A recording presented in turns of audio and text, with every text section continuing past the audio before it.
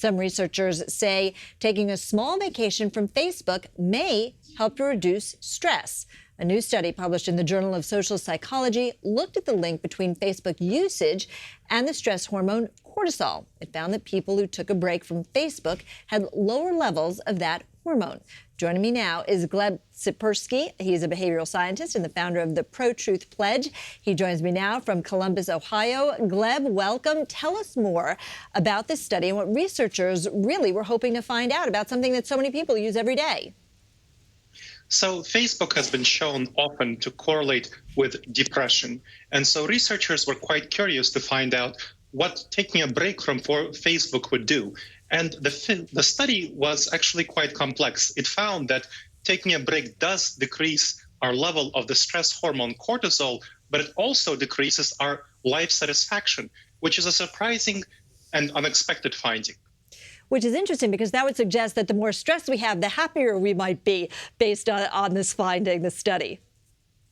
Yeah, that was a really surprising aspect of the study. So the researchers suppose that one reason that the stress hormone reduced was that we weren't constantly comparing ourselves to other people, which is a big problem of Facebook, that Facebook just has other people's happiness, their highlights of their lives, and we constantly compare ourselves to them.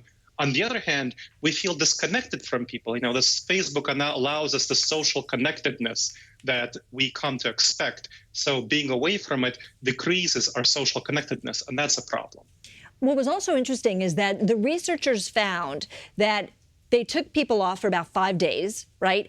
And then after those 5 days, while there was some level of comfort and safety and higher levels of less stress, actually, that the opposite happened, which was all of a sudden there was this great FOMO, this fear of missing out. Tell us what happened there.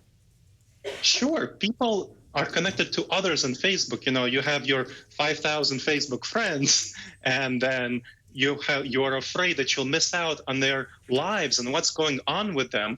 And that's one thing. So social connections. You're also afraid you'll miss out on the news. Right now, research shows that about 2/3 of Americans get their news in part from social media, and about 40-something% get some of their news from Facebook. So people are worried they'll miss out on relevant news that they get from Facebook. So both of those are fears that people suffer, and it shows how important a role that Facebook plays in our lives, which might be a worry for a number of viewers.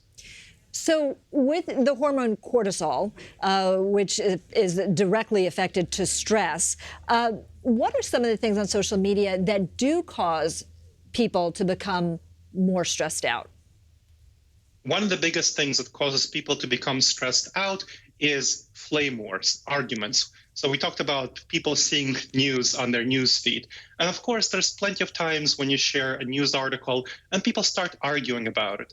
And that's a big problem that people face. That's one of the reasons I co-founded the Pro-Truth Pledge at protruthpledge.org to help people become more truthful on Facebook and rely on others when they share about truthful facts, to orient toward facts together. Now, that's one thing that people are that they're worried about. And of course, their lives, when they see other people having happy times in their lives, in those people's lives, that's a concern for them as well, because they might not be having such happy times, as other people are. And so that's another source of concern. But you always have to wonder about that, because so much of what people post is the good times, the happy times, the great restaurants, the great vacations. So in a way, people are editing their lives online. What is your advice to people who really do feel stressed out by all the social media? Is it to take a short break or just quit entirely? I think what you want to be doing based on the study is taking a little bit of a break from Facebook. That's one. And one of the interesting things about the study was that people who took a break from Facebook actually spent more personal face-to-face time with their friends. So use that Facebook break to spend more time with your friends, with your family. That's one piece of advice. Another piece of advice would be when you share news articles on Facebook, focus on avoiding sharing articles that would be controversial, especially things that might be interpreted by people as fake news, because those get people in a lot of trouble and cause a lot of stress and that's the hormone cortisol. So avoid that. And a third piece of advice would be when people share happy times in their lives, remember they might also be suffering and they might have stressful times, but they might not be sharing it. So their lives in Facebook are not actually as their lives are in real life. Exactly. The grass is always greener until you get to the other side.